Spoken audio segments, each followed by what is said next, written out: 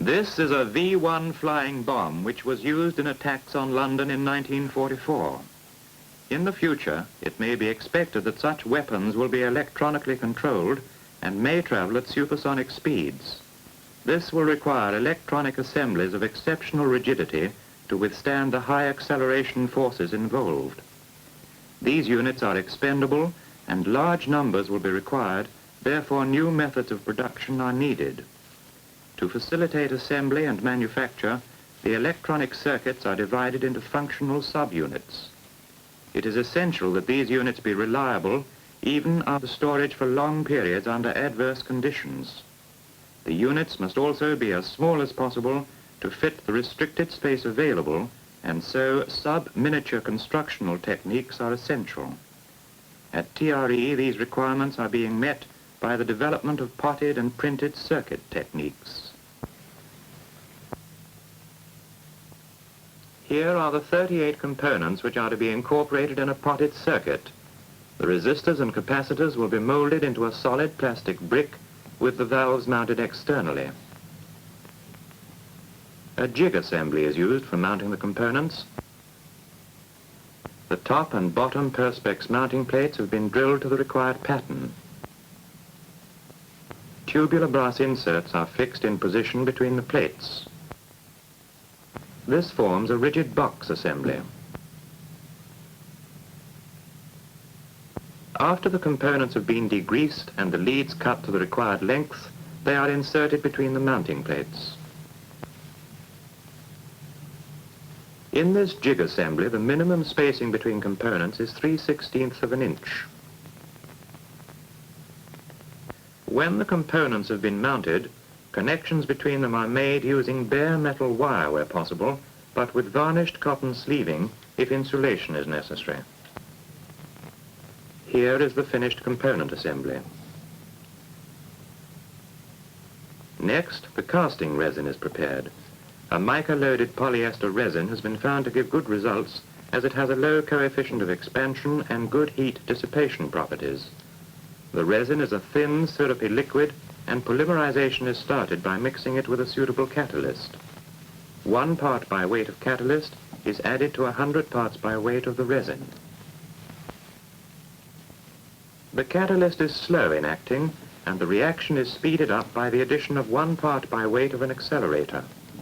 The proportions of catalyst and accelerator used determine the polymerization time, which can be varied from a few minutes to several hours.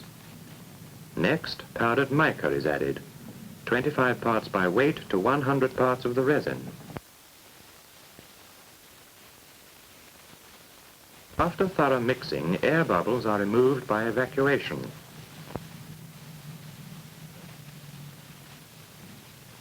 The polyester resins are quite unlike other thermosetting resins, which are usually made by a process of condensation. No water is produced during polymerization, so there is no fear of holes being blown in castings by the escape of steam. Here are the various parts of the demountable mold which is used in making brick-type assemblies. The center member, which is machined out of polythene, forms the base and ends of the mold. The jig assembly is located on the base by 3 pins which pass through the tubular inserts. The top plate is then fixed in position. The perspex sign tape to facilitate removal of the brick after the resin has hardened. They are fixed firmly in position with bolts and wing nuts. When pouring resin into this type of mold, the level of the liquid can be seen through the transparent sides. Although air has been removed from the prepared resin, bubbles may get trapped under the plates. This is avoided by tilting the mold from side to side during pouring and by allowing it to stand for a short time under reduced pressure.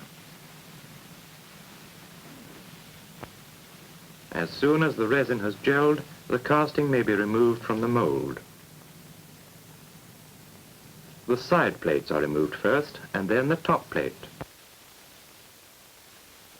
The 3 positioning pins are withdrawn.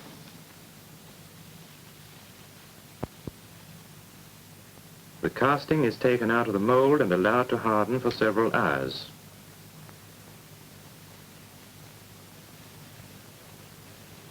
The stability of the plastic material is shown by its resistance to severe thermal shocks. The molded brick is immersed for a time in boiling water.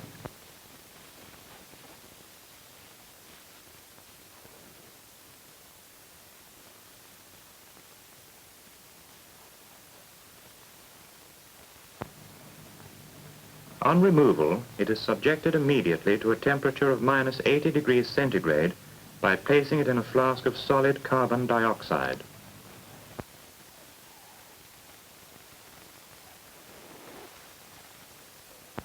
After a time at this low temperature, the brick is removed from the flask. The frost and ice are wiped off. On inspection of the surface, it is found that the brick has withstood the sudden severe change in temperature without cracking.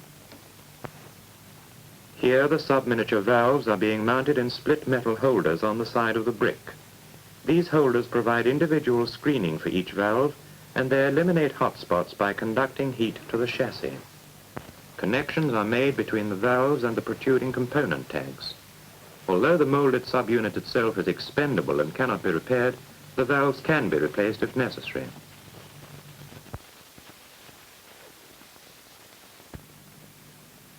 TRE, working on a process similar to one developed commercially, is producing printed circuits experimentally using a heated die stamping process on plastics coated with silver dust. The circuit to be printed is subdivided, if necessary, into units of suitable size. After discussing the various problems involved, a full-scale drawing is made of the proposed printed circuit. When this has been done, the circuit layout is checked and approved. The resistors that are to be included in the unit can be seen here as heavy black lines on the final drawing. The first stage in the construction of the die is cutting a profilm stencil using the prepared drawing as the master copy. Profilm is used in the silk screen printing industry and consists of a transparent film on a paper backing. All wiring lines that are to be printed are included in this stencil. The completed stencil will be mounted face downwards on a block of surface ground steel, heat being applied to stick it firmly in position. When this has been done, the backing paper is removed.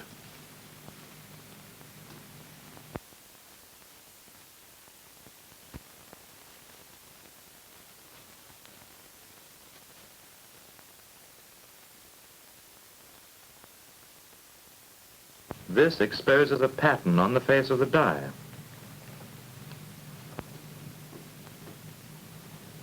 The wiring pattern is now built up with steel type. Suitable lengths of type are selected and each piece is cemented into the appropriate cutout in the profilm pattern. The strips are such that they can be built up into any type of normal circuit, and subsequent changes in a circuit can easily be made.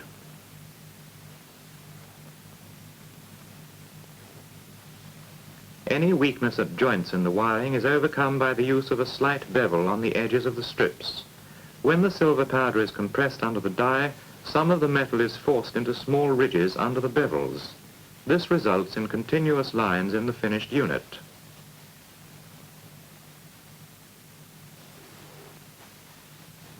When the line pattern is complete, the surface of the die is cleaned to remove any traces of cement. After the type has been firmly united with the block under heat and pressure, the die is ready for use.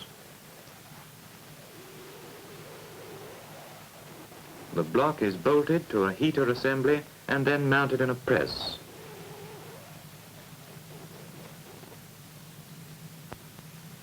The circuit is printed on a plastic base coated with a uniform layer of carbon. From the known ohmic value of this film, the area of each resistor is calculated and protected with acetate fiber tape. After the unwanted carbon has been removed by shot blasting, using fine shot at low pressure, the tape is removed, leaving the carbon resistors in the required pattern on the plastic base.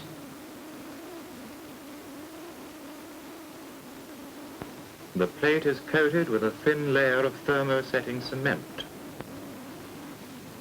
This protects the carbon resistors and forms an adhesive base for the printed silver wiring.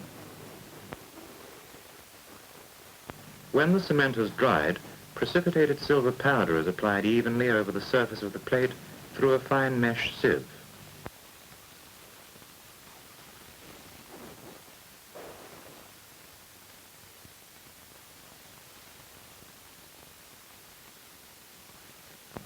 The plate with its coating of silver powder is placed in position in the press.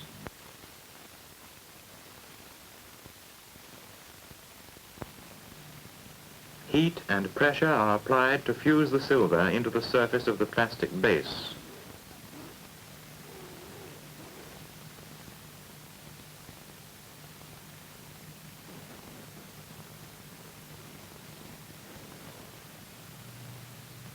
After about half a minute under pressure, the plate is removed from the press. Excess silver powder is brushed off and collected for further use.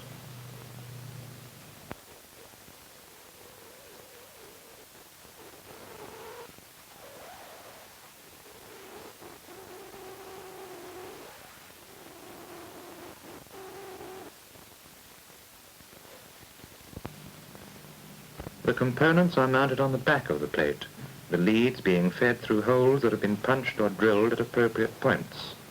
All components are tested before assembly.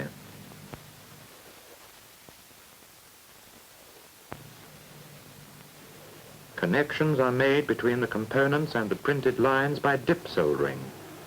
The surface of the solder is skimmed to remove floating impurities.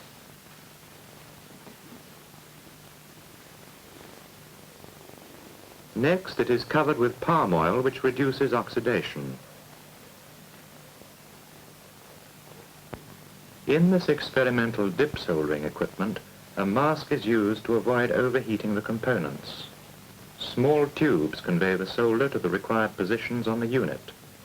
This economizes in solder and prevents bridging across adjacent connections. Here, an assembly containing the tubes and mask is being fitted into the equipment. The printed unit is placed in position and the assembly is lowered into the solder bath.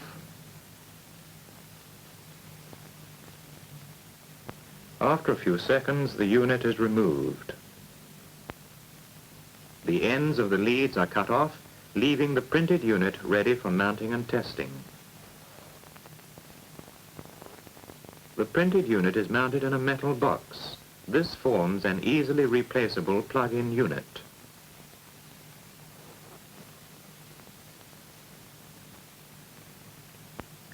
Printed wiring and dip soldering are now being combined with potted circuits, the circuit wiring being printed on the mounting plates of the potted unit.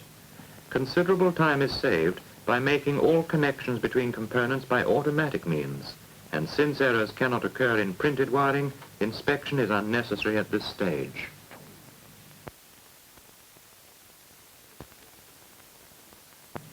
At the research laboratories of Messrs. Elliott Brothers, printed wiring is being used in the arithmetic circuits of this electronic digital computer.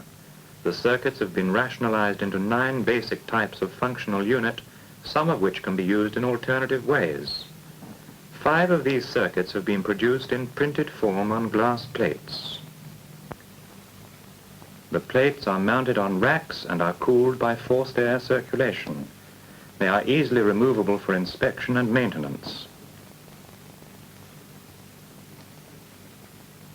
18 plates can be mounted on each box, but by reducing the thickness of the added components, this may be increased to 24.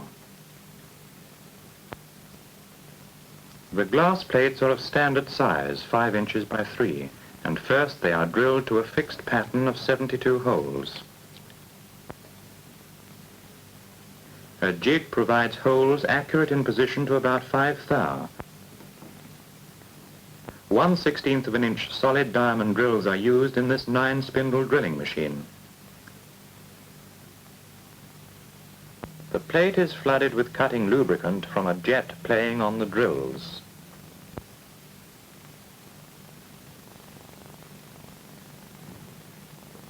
The holes are made halfway through the plate which is then turned over and the drilling completed from the other side. All circuits are designed about the standard pattern of 72 holes, and it is possible to arrange a circuit of 4 to 6 valves on each plate. Screen printing with silver ink is used for circuit wiring, the screen being produced photographically from a master drawing. Normal silk screen techniques are used, and the ink is fired to the metallic state at a temperature of about 600 degrees centigrade. Here is a drilled plate ready for printing. After firing, the circuit on the plate is tested for continuity in this automatic machine, which compares it with a standard perfect plate.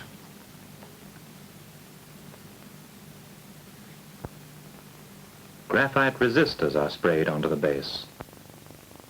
Masks are punched out of thin plastic sheet using this tool, which has preset positions corresponding to the pattern of holes on the base plate.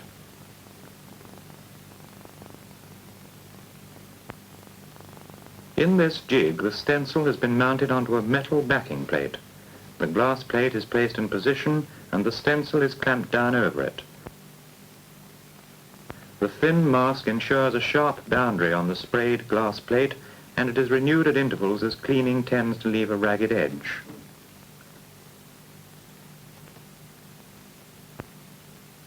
The thickness of the spray is judged by the appearance of wetness.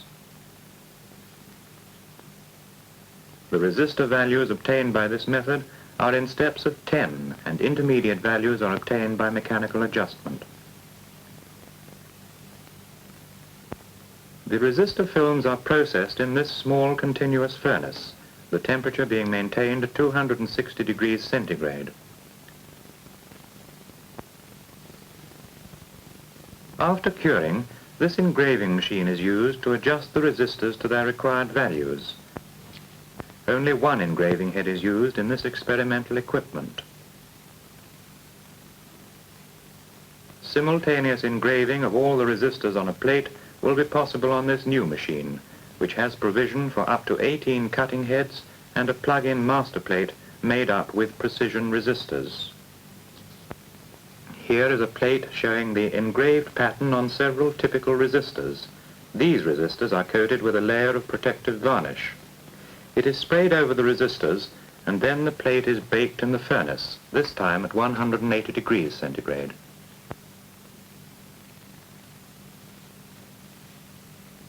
Next, the components are added. The capacitors are tablets of ceramic of uniform size, but of a range of permittivities and thicknesses. The components are soldered to the wiring on the plate. As the silver film is thin, it tends to dissolve in the solder, and to prevent this, a silver saturated solder is used with a silver soldering bit. Glass fiber sleeving impregnated with silicone varnish is used throughout the wiring in order to withstand the temperature of 180 degrees centigrade used in the sealing process. A final coat of protective varnish is baked on, and then the plate is ready for use. In experimental equipments, no extensive sealing is carried out because of the possibility of circuit modifications. When circuits have been finalized, bonded seals are made between the plates and metal cover dishes. Here are two completed plug-in units, air-cooled and sealed, showing different types of metal screening. And finally, here is Mr. G.W.A. Dummer, who is responsible for component research at TRE. Now, what about the future?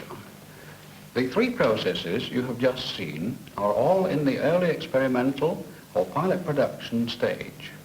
One thing stands out clearly: the increased complexity and reduced size of modern electronic equipment is forcing manufacturers to adopt not only miniature but sub-miniature constructional techniques. For sub-miniature equipment, conventional assembly and wiring methods require highly skilled operatives. The human error factor is therefore increased and makes it more difficult to achieve the high standard of reliability which is so essential. In order to attain high rates of output, some form of mechanization is needed, and printed circuits lend themselves to such techniques. Although much of the propaganda which has been written about printed circuits should be discounted, there is little doubt that this process is the first approach to the automatic factory. The question of components is the next step in any engineering research on automatic assembly.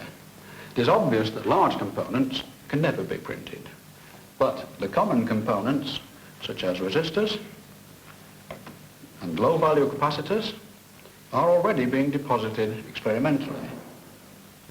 This means that the trend in automatic assembly systems is to transfer the manufacture of some components from the component manufacturer to the equipment manufacturer.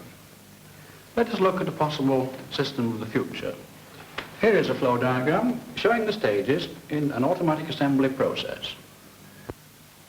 The diagram is split into three headings: design, materials, and processes. Each stage in the process can be carried out at the rate of 1 plate per minute.